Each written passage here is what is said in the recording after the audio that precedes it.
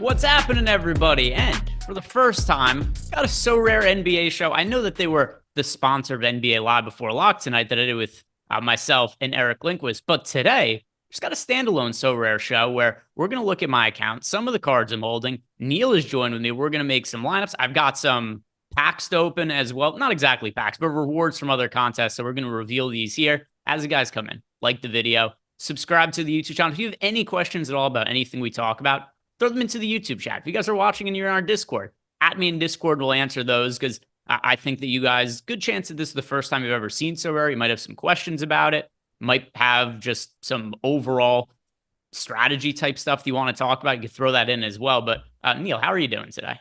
I'm doing well. I do want to start the show by saying, so I made an introductory video to Sorare earlier this week, and I suggested that you should always play players that are playing multiple games, who have the most games in the time period. I was working under a false assumption, which I realized watching you and Eric last night. You were like, well, I think more games is more of a tiebreaker. And I was like, what? That is totally wrong. And then I thought about it for a second. I was like, Greg probably knows something that I don't. I should reread those rules. I had been assuming that you get points for every game you play. Players actually only get points for their best game in the period, which is still, I mean, for me, it's a little bit more than a tiebreaker, but yeah, you're right. It's not quite the slam dunk obvious thing that I was working with. So that's something to keep in mind. Is obviously more games is helpful. It's more chances to have a big game, but not you don't get to accumulate their points for both games. Yeah, so it's a thing where it's like, oh, okay, like Chris Duarte has 2 games, Jokic has 1. I'm not playing Duarte over him because of Right. that. So when I mean more towards tiebreaker is, if it's like Giannis versus Jokic, say, and we have them Right. projected fairly similar, something along those lines, that's a scenario where I'd be like, all right, the 2 games of the tiebreaker has got 2 opportunities. But if there's a big difference in projections between 2 players, it's kind of whatever. I'm just rolling. Like I'm not passing on Jokic, who we're going to talk about in a little bit. He's one of the premier cards for me. But also, we're kind of learning the stuff as we go. We're somewhat new to Sorare. I've been playing it just because we've had this deal in the works to be partnered with Sorare for a little bit. So I started playing it like 6 weeks ago. And so it did give me the chance by the time we got the deal finished with them to have an actual collection accumulated, which I didn't put any money in for. And you guys could play it for free and it's pretty fun. But we also have our deal where if you guys sign up for the first time using the link that we have below for Sorare, the deal we have with them is when you make 5 limited card purchases, you're going to get 1 for free. And that's how you get some of the really elite rewards, like a potential for a 1-of-1 Giannis, a 1-of-1 Jokic. And there's a secondary market where people will also, bid and buy these cards. So if you guys want the opportunity for really, really rare elite type players, you could make purchases for cards, enter in those really higher end tier contests, and get yourself a chance to win something that's really valuable. But for now, you could definitely play for free. That is what I've been doing as I kind of learned the game. Have you opened up any free cards or anything yet, Neil? Yeah, so I've opened up my 20 free cards to start, where you get to choose one superstar when you start, which is pretty awesome. Then you get 19 additional free cards on top of that. I was just purchasing cards earlier, and I was not seeing them in my account. They're actually showing up in my account now. So apparently, it just takes Ah, maybe 15-20 minutes for those cards to show up in your account. So I do have a few limited cards. I think I'm going to enter the limited contest tonight, just using our projections. Get an idea of who are the good values on this slate. So yeah, I'm excited to be able to successfully purchase some cards now. I was like, man, I don't know where they're going, but they're in my account. So I have 20 free cards. I entered one contest this week and earned another free card. Got a LaMelo Ball, which is kind of exciting. And then nice. yeah, today I'm starting to buy some limited cards so I can enter those contests as well. Yeah, and by the way, we do have free projections over on stochastic.com. I just threw those into the YouTube chat. One note right now is that there are some bugs with players that are questionable on the injury report. So just keep in mind whatever's going on with the injuries, because like right now, Jokic is officially questionable for tomorrow's game, and that does kind of mess with his projection. So still ironing those out, but it's something that I wanted to bring to your guys' attention. And I have a couple of rewards. So the way that these contests work, there's 2 different slates per week. One runs Monday through Thursday, and the other one's Friday through Sunday. And then at the end of that slate, it pays out your reward. So depending where you finish in the contest, I mean, if your lineup sucks, then you're not going to get any rewards. But if you finish well, if you have good lineups, then you're going to end up getting some rewards. And that's something also that we're going to be opening up to start the show. And then we're going to go through the projections and look at all the cards I have. And we're going to build my lineups for the Friday through Sunday slate. But also kind of curious to ask you, Neil, who are some of the players that most struck out to you in the cards you just got? Because I know that you're just looking at them for the first time now. Yeah, well, I mean, I'm using our value projections. So the first cards I bought were Nasir Little, who because it wasn't showing up in my account right away, I brought three Nasir Little. So look for some of my Nasir Little on the marketplace. I'll probably be selling a couple of them. And then I got a TJ McConnell, and then I'm Nice. probably going to end. I'm going to look at our top projected play, which I believe is Giannis right now.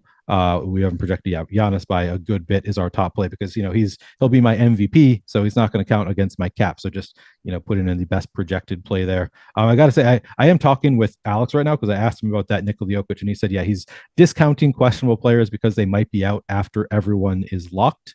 So that is, he did do that intentionally. Obviously, we're Okay. still working on the mechanics of those questionable players. And I think it makes sense, at least for now, when I'm sort of working under the assumption that most people in these contests are not using great projections.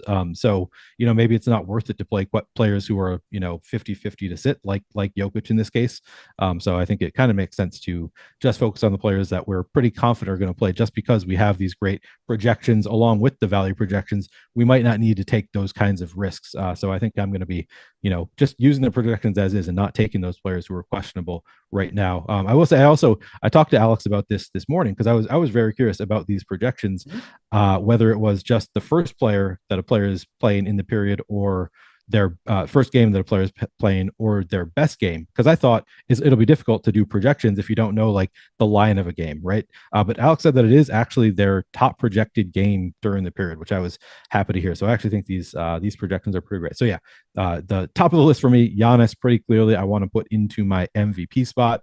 I'm looking at our right behind Giannis. I think that I could get a John Morant or Anthony Edwards. I mean, these guys are projecting much better than their last 10 average. We got Ja at a 43 last 10 average. Is projected for 52.45, and then Anthony Edwards 40 last 10 average, and we've got him projected for 51.33. So those are pretty nice, easy value spots. And I think it's going to be a little bit stars and scrubsy for me. Just throw in some of these studs that just project better than their last 10 average, and then find some value plays that we can mix in there as well. And like I said, Nasir Little, TJ McConnell jump right off the page. I don't know. What do you think of Jonathan Isaac? Because his last 10 average is 0. We've got him projected for 12. So that's Yeah. obviously a nice value there. What do you think? So the player like Jonathan Isaac, the reason he's going to be a good value is this is going to work fairly similar to DFS in terms of players who recently had a role change are going to be valuable for Sorare as well. So Jonathan Isaac wasn't playing until recently. He had not played basketball in 2 years. So the way that the salary cap works on Sorare is compared to like DraftKings or FanDuel. So DraftKings, FanDuel, there's an algorithm that just says this is what we project this player to score tonight. Therefore, this is their fair salary.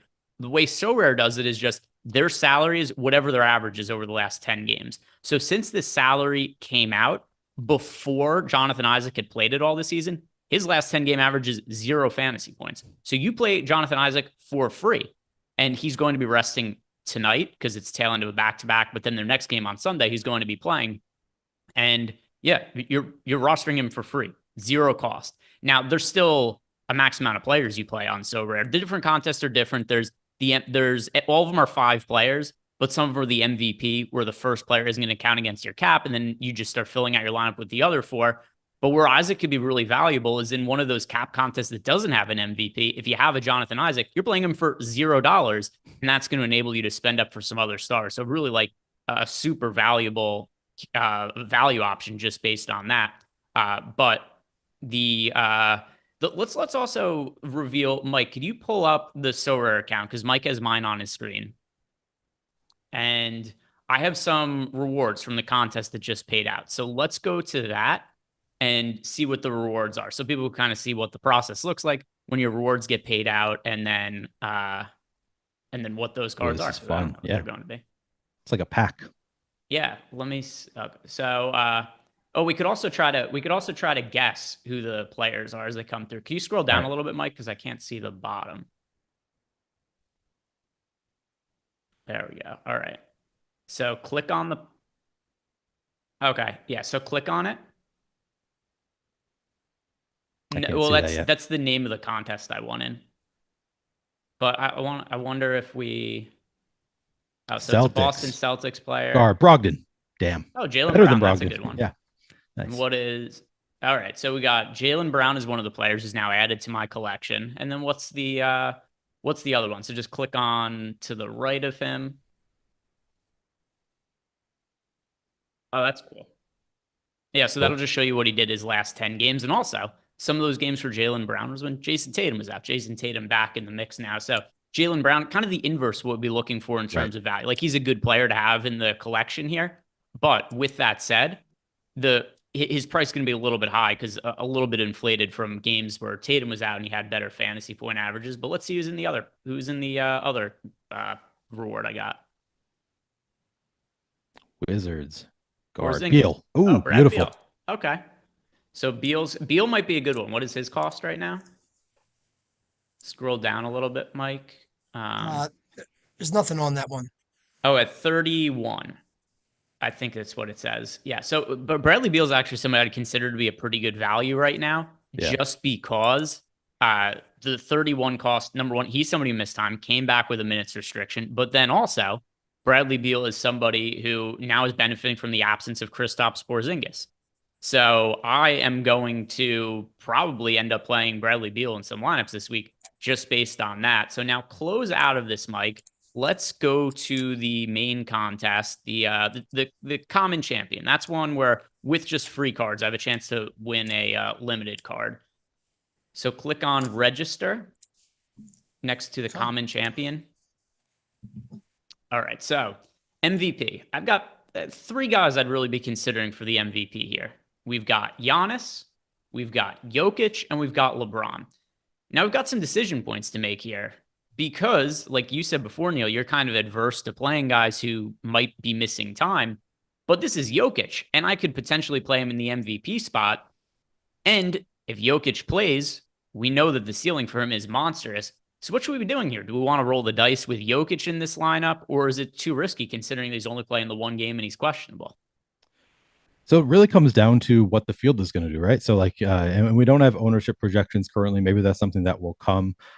I guess there is some merit to playing it since you already have the card and you can only play each of your cards in one lineup. You already have this card, so I think that it would be worth playing it in one lineup. Like, why not? You've already got the card, and I think that most people will be disinclined to play Jokic for the same reason that I am. Like, well, why am I going to play this guy as questionable when there are other players who project similarly, who are not questionable? So yeah, I think that Jokic makes some sense. Definitely, if you already have the card, he's not something that I am inclined to go out and purchase right now because he has that questionable tag and there are other players I can get. But if you already have the tag, certainly it makes a lot of sense to play some Jokic. All right, so let's throw Jokic into the MVP, Mike.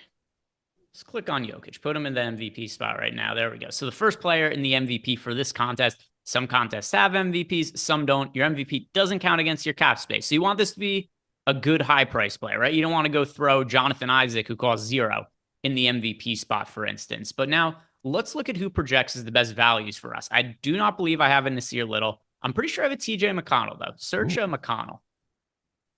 And there's also, if you just type the player's name and they'll pop up there. There he is, TJ McConnell. So I've got him. So we're going to plug him in. As for some of the other players that project really well for us, I don't know if I have some of these. I know I have Matherin. Search Matherin because I'm pretty sure I have a Matherin. There we go. Yeah, so we'll plug Matherin in. So we got Jokic, we got McConnell, we've got Matherin. Did I see Şengün in there? Sorry, what was that? Did I see Şengün in there? I do have a Şengün. How does he? I do have a Şengün. What is I would he? think with KPJ out, he's probably a good value still. He's been crushing it, so maybe. Yeah, he's really expensive now, though. You know, just at that kind of price, I think I'd probably be more apt to just spend. Like, he's only 10. I don't even know what we call it. 10 costs cheaper than 10 fantasy points cost cheaper than Giannis. Yeah, we have a negative value on Şengün, so yeah, that's not a. What? How about this? Put in Giannis for now.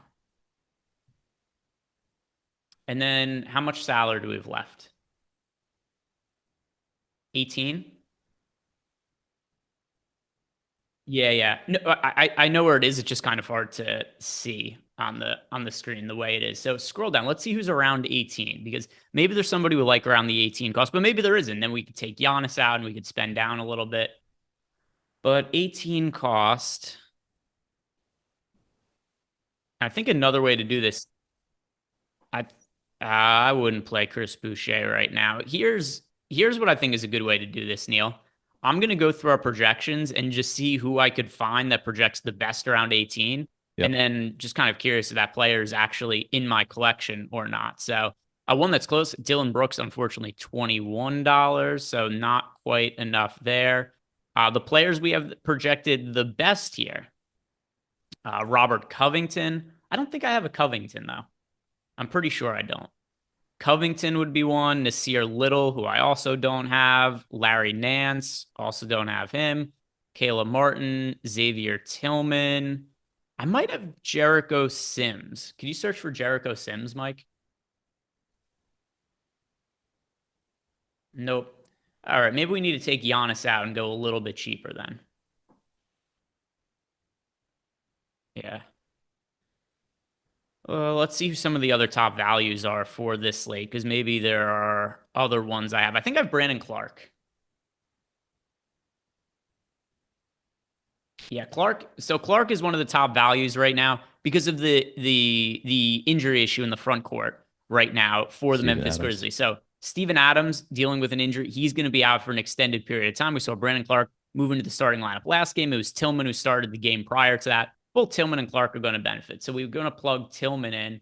And then how much salary does that leave us with? No, yeah, Right. yeah, I know. But I'm just so we've got Clark in there now as a good value option. And that leaves us 45. So now I think if we just sort by our top projections, I think we could just find somebody who's 45 or less. Do I have a Ja Morant? I think the answer is no. The other one that I would be apt to consider here is, I don't know if our projections are updated for this yet, but Donovan Mitchell was just recently ruled out by the Cavs. I know I have Darius Garland in there.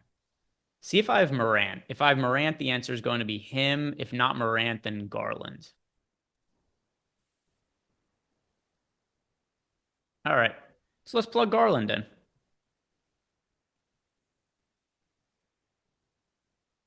There it is. All right. So that's kind of like the thought process I would use to build lineups, especially now that we have, some of our projections to go off of. So you just submit that now, Mike. And I think we're good to go on this one.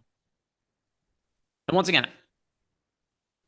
I've been playing this just for free. It's really, it's a fun game. It's also something kind of fun to track over the course of the week. So also, there's different kind of contests that run here, right? So that's like the common one, but there's also, I don't know if we would call them gimmick contests, but just kind of different wrinkles to throw in. So one of the ones they have here is the Eastern Conference, the common thing right there. So what the deal is with this is you could only play players from the Eastern Conference. So let's click on this, and we've only got a few minutes left here. So I'm like, we'll build out a lineup just using the Eastern Conference players, and there's no MVP in this either, right? So we don't have the access to the MVP, but still, now just kind of a fun way to alternately apply some strategy, build lineups. We've got no players from the West here, could only build lineups from the Eastern Conference. Last week, there was one with Western Conference. The week before, there was one where I think you could only use players who were 24 and under. So different little wrinkles to that. Just looking at the top end players, anything that stands out to you here, Neil? Well, I mean, you go right back to Darius Garland, right? We saw the positive value there, and we do still have Donovan Mitchell projected for like 31 in our projections. So I imagine that Darius Garland, he's already a positive value in our projections, and I imagine he's going to be even better. So I think that's probably the first place I would go is Darius Garland. However, you can't because you already used because it. we just used it. That's right. Okay. Yeah. Good point. Yeah, what does stand? So we got Julius Randle, Giannis. I mean, Giannis obviously looks great, but you can't use that MVP. You can still put a stud in there. Yeah, we could still put Giannis in here and see if I have enough cheap players to make it work. Let's try it. Oh no, there is an MVP for this. My bad. I thought there wasn't. Oh, nice. Okay. All right. So now Giannis is a no-brainer. We're playing Giannis here. Yeah. So scroll down now, Mike. Let's see who some of the other players are, or also what Cavs players I have. because I know some of them are benefiting from the absence of Donovan Mitchell. Like I have a Karis LeVert. I think he's somebody that we should be considering there. So no Donovan Mitchell for the Cavs. We saw LeVert move into the starting lineup last night. Stands to reason he's going to start again tonight. So we got Karis LeVert in there. Jared Allen. Jared Allen, another good call. Yeah, let's plug Jared Allen in. So we have got, what is that? 62 remaining. Okay, so 31 left per spot. Not bad. Let's see. Who are some of the more expensive players then? Because we're going to have some extra cap to spend at this point. So we know we don't want Mitchell. He's not playing.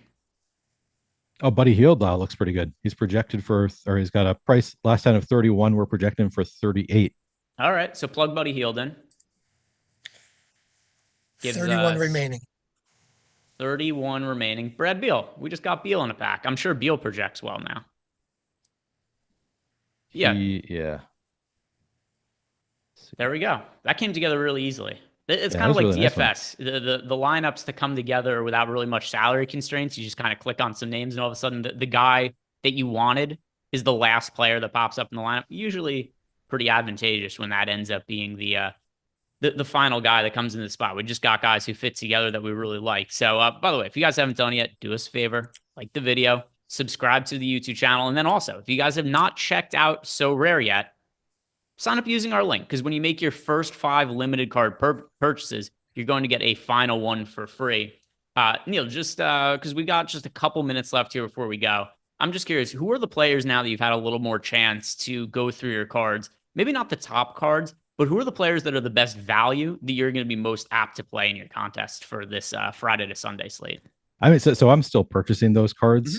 So it's not going to be the cards that I have right now, because I'm planning on playing this limited contest. I'm obviously playing Nasir Little. I'm obviously playing TJ McConnell. I think I might go out and buy a Giannis, just because you can play him in the MVP spot. You know, he's projected the best of anybody.